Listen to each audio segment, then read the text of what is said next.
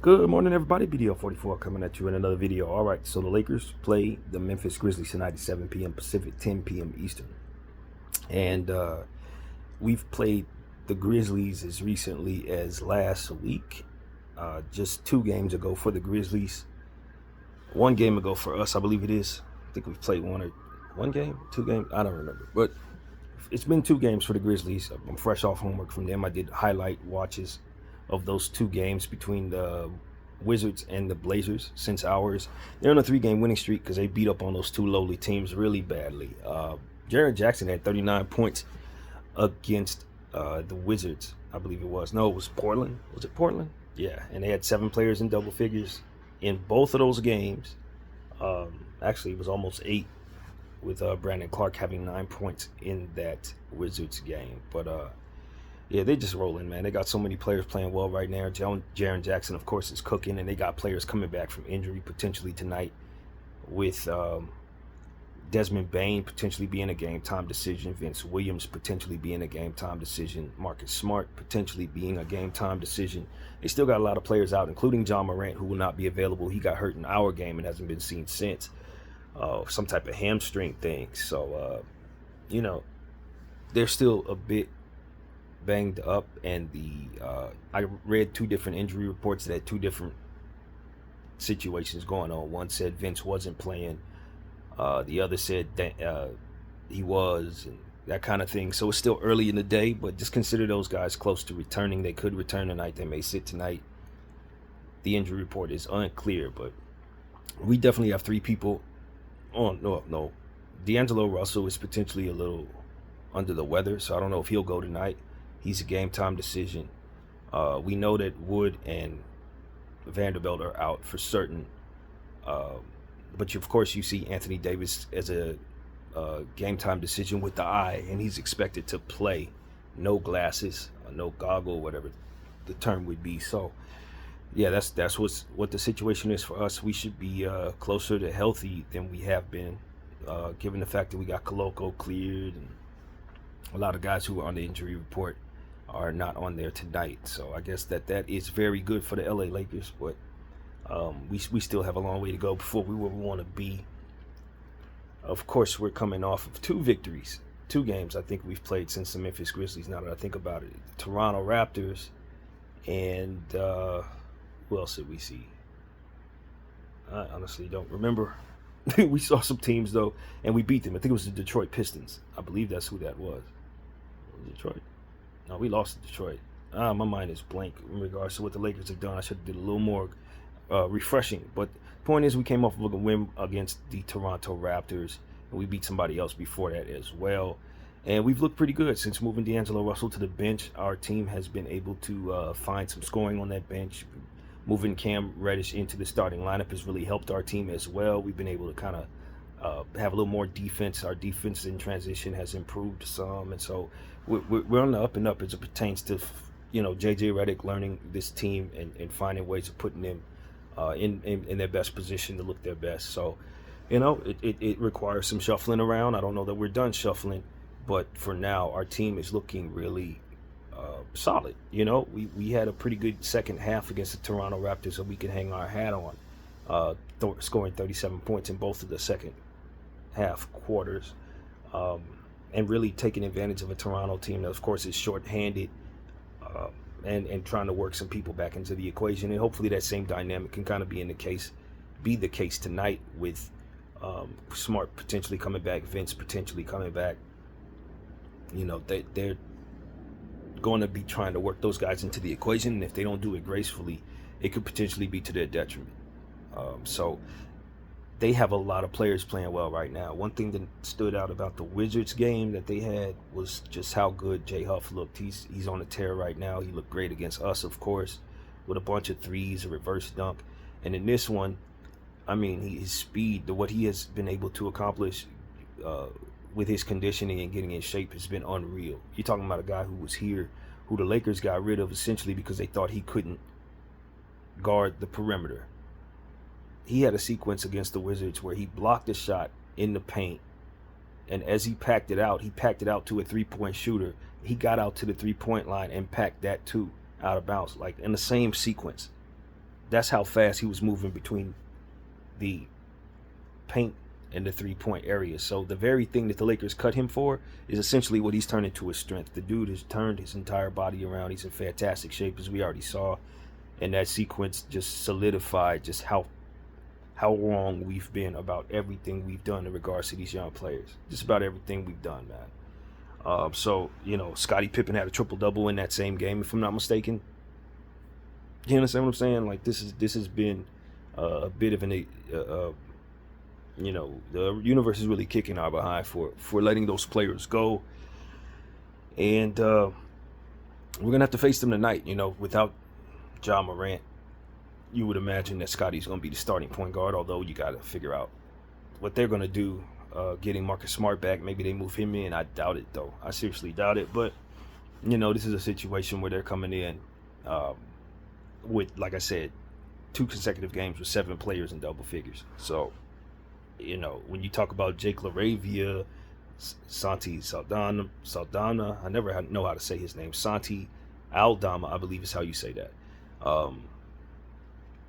You know what I'm saying? It's a real serious bench threat that they provide themselves. Wings that can shoot, guys that can cut well, and then playmakers that are going to find them. Jaren Jackson, one of the best defenders. Also, of course, hitting threes and dunking the ball and all that. You got Jay Huff dunking the ball and shooting threes. And then you got Zach Edey at 7'4", who's been playing great throughout this process as well. And has plenty of backups to keep him from having too much usage. And so they're huge. They're healthy. Brandon Clark is back now. He's got a few games under his belt, so he's starting to look like himself slowly but surely. I mean, now that you consider if Desmond Bane decides to go, they got a 3-point shooter out there. I call him Buff Reggie Miller, who can go for 40 points if he really wants to. This is a very dangerous team, man. I don't think the Memphis Grizzlies record really tells the story. The usage, their net rating, their defensive and offensive rating tells more of the story. If I'm not mistaken, they're 5th in both defense and offense right now. Like, that truly tells you the impact of this basketball team and what their potential could be. So I do think that the Memphis Grizzlies could potentially be there in the end, and it's because they have so much depth and so much versatility and so much size and enough star power to rival really anybody. So that's what I see there. I just think this is a very dangerous Memphis Grizzly team. Even at shorthanded, could still play better than us. Quite honestly, if we don't come out and have a real intention of paying them back for hurting us bad in that last one, where our old Lakers just completely made us look foolish out there, we could potentially have a repeat of that same performance. So the last one was in their house. Of course, we're undefeated at home, 5-0. Very proud of that. But this is potentially our greatest threat of them all thus far in regards to losing a game at home. So we got to come in sharp. Anthony Davis, hopefully he makes it through the whole game. Obviously, we considering the plantar fasciitis and the eye. He's going to play without the goggles. I've already said that I just think that is a very poor decision. But, it is what it is, man. People going to do what they do. See what happens. But, Bron James has been playing great. 2 consecutive triple-doubles in a row. Just really, really had a big game in the last one with 16 assists. So he's settling into a different type of role in that starting lineup with D'Angelo Russell's playmaking being out of it. He has to take on more of the duties of playmaking in that way, and he's been thriving in that role. Of course, you got Austin Reeves, who's just come around over the last couple of games. He's really been putting it all together, scoring the ball at an efficient rate, which is what we had been complaining about, how that hadn't necessarily been the case. But the 3 balls falling, he's getting to the line. He was just extremely efficient against the Toronto Raptors in that last one, with, I believe, 28 points and maybe like 6 assists or something like that, like 6 threes hit or something like that. So we love what we're seeing from him. Now we just need Rui to come back around. You know what I mean? Because he's really been playing poorly throughout the course of these last week or so since coming back from the illness. He's just not looking great. It's been a extreme high and low type of thing with him through 10 games. The first 3 games he looked like all-star. In the last several games he's looked like a role player. So when Rui figures himself out, we'll really be that much better of a team. But as long as he's struggling, there's a cap on our ceiling, in my opinion. So he has to start crashing the boards and ultimately finding his shot. And some of that has to do with us featuring him a bit more. But most of it has to do with him just making better decisions with what he is featured in doing. So, yeah, hopefully he can come around tonight. We had 2 days off to rest, injuries and stuff like that. Lord knows everybody on this team is probably banged up. And they should be ready to go tonight. 2 days off should help. And so that's what it is, man. I wish I would have remembered who the Lakers played 2 games ago. I still honestly do not remember, which is bothering the heck out of me. But, I know LeBron James had a triple-double in that game. I know that much. And, it really helps that we find ourselves in a situation where we're coming into this game against a team that beat us, having played 2 strong games. And knowing that they've played 2 really tanking teams, some extremely horrible teams. Portland shot 4 of 47 from behind the arc against Memphis, I think is what it was. Just real bad, real bad. And if I'm not mistaken, DeAndre Ayton went down in that game. I was going to point out that he didn't really attempt a lot, and he probably should have been attempting more in the paint. But now that I think about it, I think he went down in that game as well. So, yeah, Portland is tanking, man. And they're, in my opinion, if you want to tank, you probably want to tank like Toronto's doing. You play good through 3 quarters and just drop the 4th quarter. You want your team playing well. You don't want to go out there stinking it up or having some horrible game plan where you're missing 3-point shots all night. That's just not, you're not developing your players. So, yeah, that's just what I wanted to say. Memphis really ran into a very easy Portland team in Portland and just mollywopped them by like 40 points or something ridiculous like that. So that game's highlights was all Memphis, and I mean all Memphis. And Memphis took advantage. They brought the intensity necessary. They didn't care who they were playing against. They played hard, and that's what I expect from them tonight. Of course, they're not running into a tanking team, and it should not be as easy for them to get the results necessary, but I'd imagine the same hustle, the same intensity, the same hunger that Memphis has provided both of those teams, and they're going to be providing us tonight. So that's really what it is, man. Your Lakers are going to be wearing their yellows at home tonight. Memphis is going to be wearing their Vancouver Grizzlies whites on the road tonight. And of course, this is not a NBA Cup game. We start our NBA Cup series on Friday against the San Antonio Spurs in San Antonio. So that's how we're going to be trying to start defending our NBA Cup. Of course, the NBA Cup games began last night. Some really good ones. I watched the Golden State one. That was really fun. But we'll get started very soon on that, but that won't be tonight. So yeah, man, that's really where my head is, man. I'm angry at myself for my mind going blank. I had so much Laker news in my head, but these last 2 days off, I kind of stayed away from the Lakers, gave myself a breather on that, even though I did make a Laker video last night. I ain't done too much thinking about the team, and I know we played Toronto, but for the life of me, we played somebody at home, and we beat them, and Braun had a triple-double, and I don't remember who it was. But that's just kind of how that goes sometimes, man. It's still early in the morning. So whatever the case may be, as long as I remember the results of the game, that's probably good enough for now. And we know we're going to have to play just as well as we did in those 2 games if we want to have any shot at winning this one. And that's really what it's about. We're home. We're on a nice little homestand. We do go back on the road Friday, so we need to just sweep this homestand, keep ourselves with the identity as a team that can take care of wins regardless of what the adversity is at home. And that's really what we've been able to do. We've had some tests. Teams have had big leads. We've gotten back in the game. We've had some poor shooting nights. We played defense and crashed the boards. In situations where teams have a lead early, or somebody gets knocked out of the game, we turn into who we need to be with the next man up mentality and win the game. And that's been the story. The Lakers find a way to win at home. Can they keep that up against an extremely deep and highly productive Memphis Grizzlies team? That's the question. Because Memphis ate our lunch last time and did it in a very easy fashion. And if I'm being completely honest with you, we didn't really put up much of a fight against them at all in the last one. And if I'm not mistaken, AD may have missed that one. I think that's how that went. I don't remember. But we looked terrible against Memphis. And the old Lakers looked amazing against us. And what stands out is just how fantastic Jay Huff has looked in these last 3 games, man. He's really kicking tail, man. He's playing great. He's in amazing shape from, you know, all that we've talked about in regards to his speed. He's coming off that bench and just really stepping into that role behind Zach Edey very well. It provides him 7-footer, shot blocking at all times. They have 3 shot blockers on the floor at any given moment. Offensive rebounding and stuff like that. It just goes on and on with this Memphis Grizzlies team, and I really genuinely think they're a serious contender when they get healthy.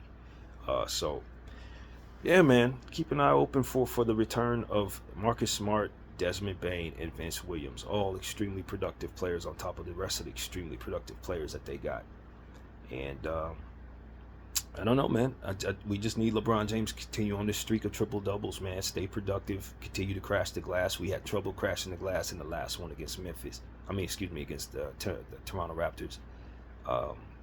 You know, we had a situation where we only recorded 1 steal in the previous game. It was Philly. That's who it was. Now I remember. I'd forgotten because they were so depleted. And because of it, the only star they had on the floor was Paul George. We beat Philly, a very easy team as well. So we've been running some teams that, I ain't going to say Philly's tanking, but they may want to if things continue to go as bad as they've been going. And, of course, you know, both of these teams haven't really been tested since seeing one another, if you really look at the teams that they faced. But they both beat both of the teams that they faced. And so that's kind of how they're running into this matchup. Something's got to give. Everybody's on a 3-game winning streak. So, you know, 2 games for us, 3 games for them, including the one they beat us in. So that's kind of how that is. And, you know, I really want this victory. I want the Lakers to get off to a good start in this particular game.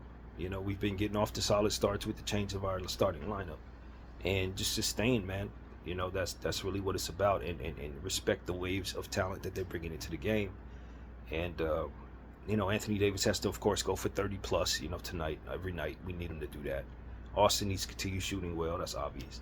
But we also need a lot out of Cam Reddish. You know, he's been playing well. We need more out of, you know, some of the other guys that we're using. Gabe Vincent had a better game in the last one, which was really good. The stats still tell you he was doing a lot of jogging, but, you know, he stepped out of that and really found himself making more of an impact on the defensive end, getting key stops, and on the offensive end, just making plays and stuff like that really stood out a bit more, diving for loose balls and stuff like that.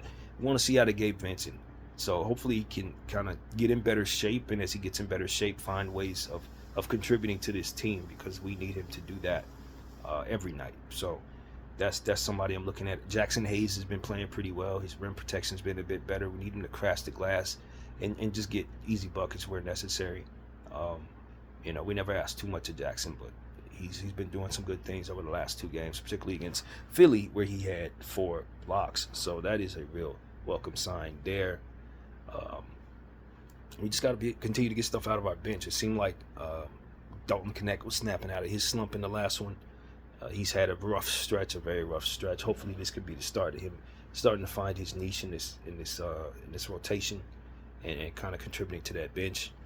And you know, we need his offensive rebounding as well, and continued disruption defensively with his length.